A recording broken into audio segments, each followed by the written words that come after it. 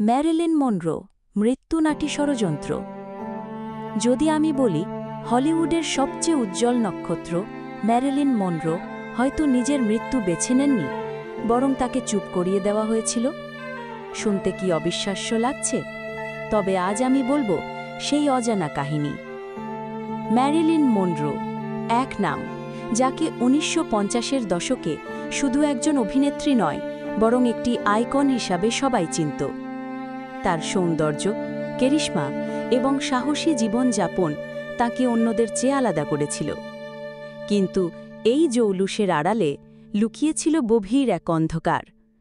১৯৬২ সালের ৫ই আগস্ট ক্যালিফোর্নিয়ায় ব্রেন্টউডে তার বাড়ি থেকে লাইফলেস বডি পাওয়া যায়। অফিসিয়াল রিপোর্টে বলা হলো ড্রাগ ওভারডোজ। সবাই মেনে নিল ম্যারিলিন ডিপ্রেশনে ভুগছিলেন। কিন্তু প্রশ্ন রয়ে গেল, সত্যিই কি তিনি আত্মহত্যা করেছিলেন, নাকি তাকে হত্যা করা হয়েছিল? ষড়যন্ত্রের ছায়া ছড়ালো, গুজব ছড়ালো ম্যারিলিনের ঘনিষ্ঠ সম্পর্ক ছিল হোয়াইট হাউসের সবচেয়ে শক্তিশালী ব্যক্তিদের সাথে, বিশেষ করে জন এফ কেনেডি এবং রবার্ট কেনেডির সঙ্গে।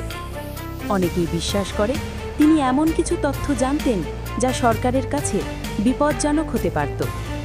অদ্ভুত প্রমাণ, সেদিন রাতে তার ফোন রেকর্ডে কয়েকটি অজানা কলের সন্ধান পাওয়া যায়। তার ডায়েরির কয়েকটি পৃষ্ঠা হঠাৎ করেই হারিয়ে যায়, যা আর কখনো উদ্ধার করা যায়নি। অনেকেই মনে করেন ম্যারিলিনকে চুপ করিয়ে দেওয়ার জন্যই সবকিছু সাজানো হয়েছিল।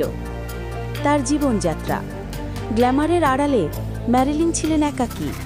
খ্যাতি, সফলতা আর আলোচনার কেন্দ্রবিন্দুতে থেকেও তিনি শান্তি খুঁজে পাননি।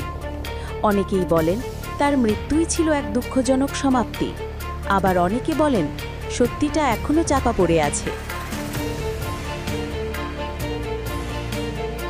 আজও যখন তার কবরের সামনে হাজারো মানুষ ফুল রেখে যায়, তখন প্রশ্নটা আবার জেগে ওঠে, আসলেই কি ম্যারিলিন মনরো নিজের জীবন শেষ করেছিলেন, নাকি ক্ষমতাশালী কারো হাতে তিনি নীরবভাবে হারিয়ে গিয়েছিলেন?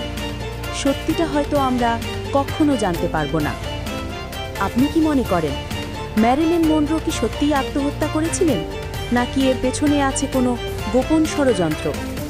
আপনার মতামত কমেন্টে জানাতে ভুলবেন না। আর এই রকম রহস্যময় কাহিনী জানতে চাইলে আমাদের channel behind the fame subscribe করুন।